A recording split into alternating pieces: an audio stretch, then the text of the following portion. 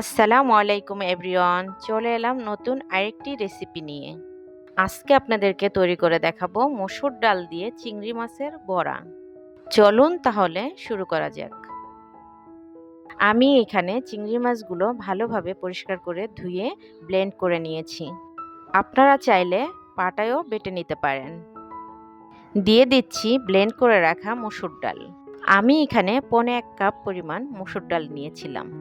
দিয়ে দিচ্ছি 1 চা চামচ রসুন বাটা, 1 চা চামচ আদা বাটা। অ্যাড করছি 1 চা চামচ হলুদ গুঁড়া, হাফ চা চামচ মরিচ গুঁড়ো, 1 চা চামচ জিরের গুঁড়ো ও 1 চা চামচ গরম মশলা গুঁড়ো। অ্যাড করছি হাফ কাপ পেঁয়াজ কুচি, পরিমাণ মতো ধনেপাতা কুচি ও কাঁচামরিচ কুচি। আর দিয়ে দিচ্ছি স্বাদ মতো লবণ। এখন সবগুলো উপকরণ হাতের সাহায্যে খুব ভালোভাবে মিক্স করে নেব। খুব ভালোভাবে মেখে নিয়েছি, এখন ভেজে নেওয়ার পালা। একটি প্যানে সামান্য পরিমাণ তেল গরম করে বড়াগুলো একে একে ভেজে নেব। বড়াগুলো উল্টে পাল্টে খুব ভালোভাবে দুপাশ ভেজে নেব। চুলার আঁচটা মিডিয়াম টু লো এর মধ্যে রাখতে হবে, না হলে বড়াগুলো পুড়ে যেতে পারে।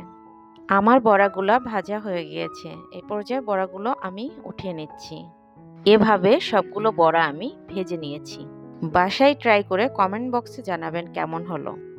ভিডিওটি ভালো লাগলে চ্যানেলটিকে সাবস্ক্রাইব করে পাশে থাকার অনুরোধ রইল। ফিরে আসবো নতুন কোনো রেসিপি নিয়ে। সেই পর্যন্ত ভালো থাকবেন, সুস্থ থাকবেন। আল্লাহ হাফেজ।